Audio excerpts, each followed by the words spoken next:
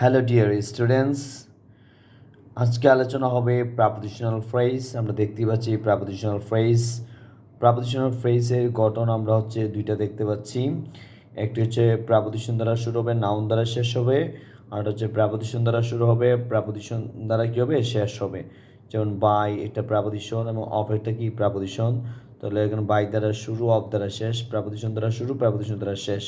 By dint of, by and by, in front of you, in front of, তাহলে in দ্বারা শুরু, of দ্বারা শেষ।